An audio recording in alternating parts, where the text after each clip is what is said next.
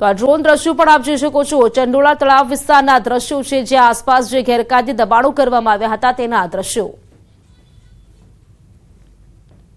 2022 में इसी इलाके से गुजरात एटीएस ने 4 आतंकवादी पकड़े थे जो अलकायदा इंडिया सब कॉन्टिनेंट के साथ उनका संपर्क था और वो देश के विरुद्ध एक मोटा कावतरू रच रहे थे और उसकी तपास अभी एनआईए कर रही है। इसके साथ साथ ऐसा भी इनपुट अहमदाबाद शहर पुलिस, गुजरात एटीएस और इंटेलिजेंस ब्यूरो के पास है कि जो जेएमबी जमाते उल मुजाहिदीन बांग्लादेश के बहुत सारे आतंकवादी जेल से छूट गए हैं और वो कोशिश कर रहे हैं कि यहाँ पे अलग अलग देश के अलग अलग शहरों में उनका सिंपैथाइज़र या स्लीपर सेल क्रिएट हो। उसके अलावा मैं बताना चाहूँगा कि चंडोला तालाब में पिछले अगर 6 महीने का हम फिगर्स लें तो अहमदाबाद क्राइम ब्रांच ने 2 मोटे केस ड्रग्स के किए हैं। तो आ विषय વધુ વિગત મેળવી છે સંવાદદાતા સંજય ટાંક અમારી સાથે લાઈવ જોડાઈ ગયા છે, તેમની પાસેથી માહિતી મેળવી છે। સંજય, ગઈકાલે ડેમોલિશનની કામગીરી શરૂ કરવામાં આવી છે, આજે તેનો બીજો દિવસ, આજે પણ ડેમોલિશન કરવામાં આવી રહ્યું છે, વધુ જાણકારી શું આ મામલે?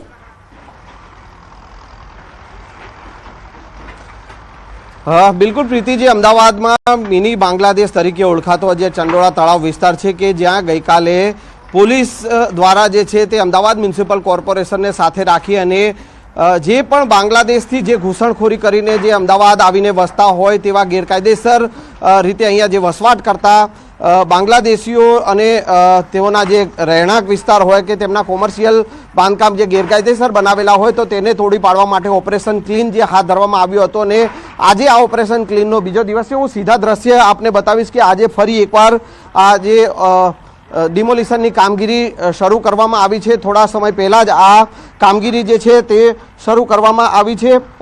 गई काले जे प्रकारे 1500 जेटला अहींया बांधकामो जे थई गयेला छे ए तोड़ी पाडवा माटे जे कामगीरी शरू करवामां आवी हती अने 74 जेटला जेसीबी मशीन जे छे साथे साथे 2000 थी पण वधु पोलीस जवानो छे, एसआरपी नी अलग अलग टुकड़ीओ छे, साथे साथे कॉर्पोरेशनना 1800 थी पण वधु कर्मचारीओ छे ते जे छे ते कामे लगाडवामां आव्या हता अने लॉ एंड ऑर्डरनी जे सिच्युएशन जे छे ते यथावत रहे अने कोईपण प्रकारना अनिच्छनीय घटना न बने तेने लईने पोलीसना जवानो जे छे ते सतत जे छे ते अहींया तैनात राखवामां आव्या छे अने हाल आ डिमोलिशननी कामगीरी आजे फरी एकवार शरू करवामां आवी छे अने आजे पण आ डिमोलिशननी कामगीरी जे दिवसभर जे छे ते चालू रहेवानी छे। जे प्रीति संजय, એ પણ સામે આવ્યું છે કે જે તપાસ કરવામાં આવી તેમાં સામે આવ્યું છે કે એ ખુલાસો એવો થયો છે કે ત્યાંના જે લોકો ત્યાં રહેતા તે લોકો બાંગ્લાદેશી આતંકવાદીઓના સંપર્કમાં આવ્યા, તેઓ પણ કેટલા ખુલાસા કરવામાં આવ્યા છે, કેટલી ગેરકાયદે પ્રવૃત્તિઓ ચાલતી હતી, દેહ વેપાર ચાલતો હતો, આ તમામ પ્રકારના જે ખુલાસા છે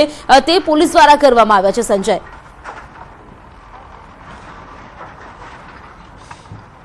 बिल्कुल प्रीति जे छे वर्षोथी अहींया जे छे ते बांग्लादेशमांथी जे घूसणखोरी करीने लोको जे आवता होय तेओ अहींया रही रह्या छे। वर्षोथी आ जे घूसणखोरी करीने लोको आवता अहींया रही रह्या छे अने तेओ माटे जे छे तपास जे शरू करवामां आवी हती 2-3 दिवस पहला पोलीस द्वारा जे छे अलग अलग जे छे एजन्सीओ जे छे ते अमदावाद क्राइम ब्रांच होय, एसओजीनी टीम होय अने साथे साथे अन्य जे पोलीसना विभागो जे छे तेने साथे राखी अने जे छे ते अहींया मोडी रात्रे जे छे ते ऑपरेशन हाथ धरवामां आव्युं हतुं अने अहींया गैरकायदेसर घूसणखोरी करीने आवेला लोको जे छे 400 थी पण वधु जे अहींयाथी ज मात्र आ जे चंडोळा तळाव विस्तारमांथी ज 457 थी पण वधु जे छे ते लोकोने अटक करवामां आवी हती अने तेओना जे पुरावाओ पण तपासवामां आव्या हता अने तेमां क्यांक ने क्यांक पोलीस द्वारा जे विगतो सामे आवी छे के केटलाक जे अहींया बांग्लादेशी रही रह्या छे अने तेओनुं कनेक्शन आतंकवादी संगठन साथे जे कनेक्शन सामे आव्युं छे अने तेने लईने पण हवे पोलीस जे छे ते दिशामां पण तपास करी रही छे। पोलीसनी अलग अलग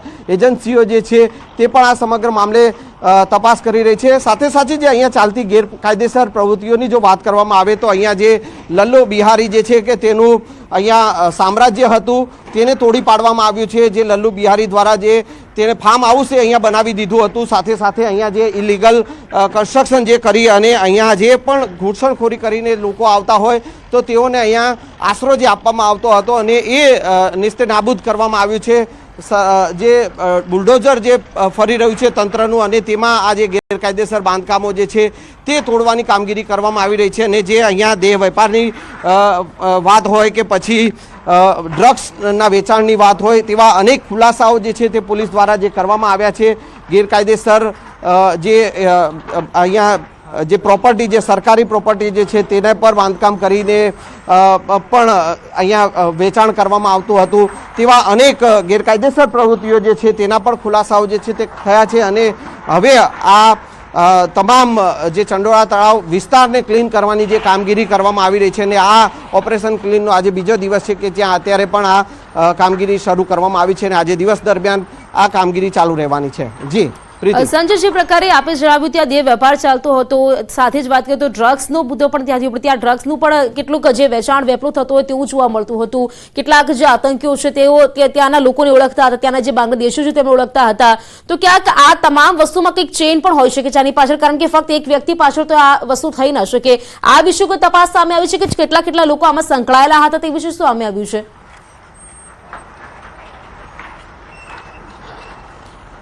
પ્રીતિ જે છે જે પ્રકારે અનેક ખુલાસા જે પોલીસ દ્વારા જે કરવામાં આવ્યા છે કે જેમાં અહીંયા જે ગેરકાયદેસર પ્રવૃત્તિઓ ચાલતી હતી, આ ગેરકાયદેસર બાંધકામો જે છે જેને અત્યારે અહીંયા તોડી પાડવામાં આવી રહ્યા છે અને એ જ આ ગેરકાયદેસર બાંધકામો જે છે ત્યાં અલગ અલગ જે ગેરકાયદેસર પ્રવૃત્તિઓ ચાલતી હતી. બાંગ્લાદેશથી જે આવતી જે યુવતીઓ જે છે તેઓ અહીંયા દેહ વેપારમાં જે સંકળાયેલી હતી અને તે ની તપાસ પણ કરવામાં આવી રહી છે. સ્વાભાવિક છે કે આ તપાસ ખૂબ જ મોટી છે અને તપાસનો વિષય છે. જી બિલકુલ સંજય, બિલકુલ આભાર આપનું જાણકારી આપવા માટે.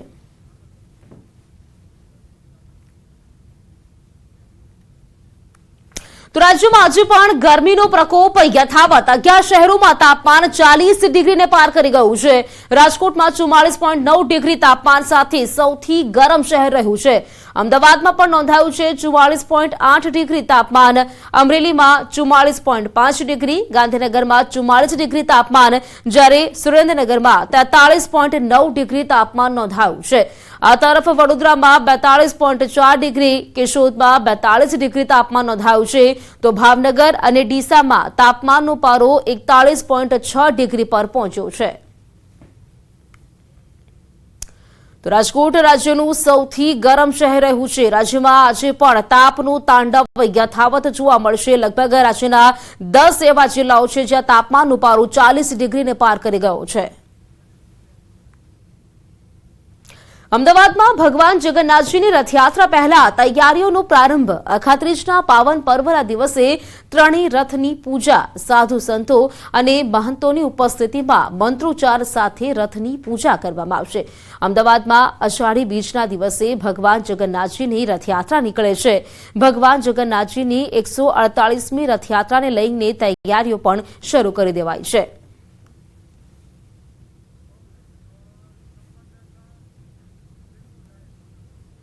તો આ વિશે વધુ જાણકારી મેળવીશું. મારા સંવાદદાતા વિભુ પટેલ મારી સાથે સીધા જોડાઈ ગયા છે, તેમની પાસેથી માહિતી મેળવીશું. વિભુ, ત્રણેય રથની પૂજા કરવામાં આવી રહી છે, આપ ત્યાં જ ઉપસ્થિત છો, કેવો માહોલ, જાણકારી શું? પ્રીતિ, આજે અખાત્રીજ અને અખાત્રીજના દિવસે રથયાત્રા પહેલાની જે તૈયારીઓ હોય છે તેનું આજે અખાત્રીજના દિવસે વણજોઈ મુહૂર્ત હોય છે. વણજોયા મુહૂર્તમાં આજે ભગવાન જગન્નાથના જે 3 રથ છે તેની પૂજા છે તે કરવામાં આવે છે. ત્યારબાદ આ રથનું સમારકામ કરવામાં આવતું હોય છે. ત્યારબાદ જે ભગવાન જગન્નાથ રથયાત્રાએ નીકળે છે તે પહેલા વિધિ હોય છે, તેની પણ તૈયારીઓ હોય છે કે ભગવાનના વાઘા તૈયાર કરવાના હોય છે, મંદિરમાં પૂજા વિધિની વસ્તુઓ લાવવાની હોય છે, તે તમામ વસ્તુઓ ત્યારબાદ કરવામાં આવે છે. અત્યારે આ ભગવાન જગન્નાથની બહેન સુભદ્રા અને ભાઈ બલભદ્ર છે, ત્રણેયના રથ છે, ત્રણેયના રથની મંત્રોચ્ચાર સાથે વિધિ કરવામાં આવી રહી છે. વિધિમાં જે જગન્નાથ મંદિરના મહંત દિલીપદાસજી, સાથે જ મેયર છે, કોર્પોરેશન ચેરમેન છે, સાથે જ સાધુ સંતો અને મહંત પણ અહીં ઉપસ્થિત છે. જગન્નાથ મંદિરના ટ્રસ્ટી મહેન્દ્રભાઈ ઉપસ્થિત છે. મહેન્દ્રભાઈ, ઐતિહાસિક રથયાત્રાની તૈયારીઓ પહેલા અત્યારે પૂજા વિધિ કરવામાં આવી રહી છે. અને તમામ મહાનુભાવો છે, ત્યારે તમામ લોકો અહીં વિધિમાં જોડાયા છે અને વિધિની શરૂઆત છે તે શરૂ કરી દેવામાં આવી છે. 1 કલાકથી વધારે સમય ચાલશે આ પૂજા વિધિનો અને ત્યારબાદ છે હવે સમારકામ છે રથોનું તે થશે. એટલે કે ઐતિહાસિક રથયાત્રા નીકળે તે પહેલા અખાત્રીજના દિવસે આ પૂજા છે તે કરવામાં આવી રહી છે. અહીં સાધુ સંતો પણ આ પૂજા વિધિમાં જોડાયા છે અને પૂજાની મંત્રોચ્ચાર સાથે વિધિ છે તે શરૂ કરી દેવામાં આવી છે. વિભુ, બિલકુલ જે રથની પૂજા કરવામાં આવી છે, અષાઢી બીજના દિવસે જ્યારે રથયાત્રા નીકળશે તેની પહેલા રથની પૂજા કરવામાં આવે છે. આ રથની પૂજા પાછળનું મહત્વ શું રહ્યું છે તે જણાવશો.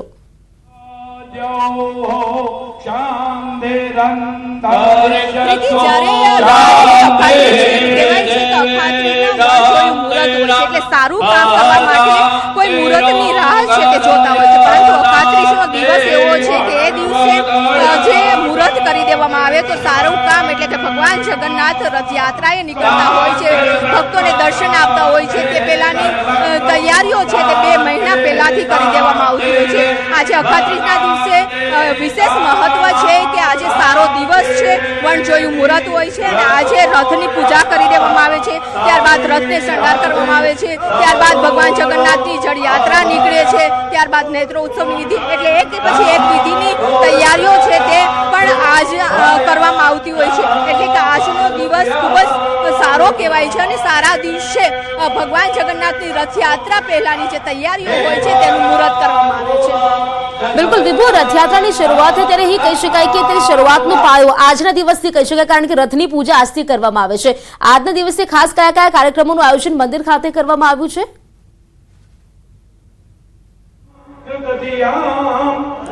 ભગવાન જગન્નાથનું આ નીચ મંદિર છે અને નીચ મંદિરમાં જે 3 રથ છે તેની પહેલા અત્યારે પૂજા વિધિ કરવામાં આવે છે.